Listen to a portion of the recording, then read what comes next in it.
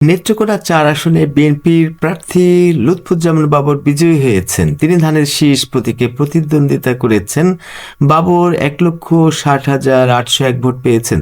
তার নিকটতম প্রতিদ্বন্দ্বী জামাত ইসলামীর মোহাম্মদ আল হেলাল দাঁড়িপাল্লা প্রতীকে ৩৯,৮৪০ ভোট পেয়েছেন। বাবর ১,২০,৯৬১ ভোটের ব্যবধানে জয়ী হয়েছেন।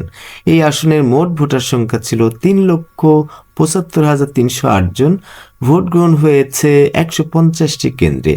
অন্য প্রার্থীদের ভোট: জলি তালুকদার বাংলাদেশ কমিউনিস্ট পার্টি, কাস্তে প্রতীক ৩,৩৫৯, চম্পা রানী সরকার বিপ্লবী ওয়ার্কার্স পার্টি, কোদাল প্রতীক ২৮২ ভোট, মোহাম্মদ মুখলিসুর রহমান ইসলামী আন্দোলন বাংলাদেশ হাতপাখা প্রতীক ২,০২৫ ভোট। বিজয়ী হওয়ার পর বাবর বলেন তিনি এলাকার উন্নয়ন, অবকাঠামো শক্তিশালীকরণ ও জনগণের প্রত্যাশা পূরণে কাজ করবেন। তিনি ভোটার ও শান্তিপূর্ণ নির্বাচনে সহযোগী সকলকে ধন্যবাদ জানিয়েছেন।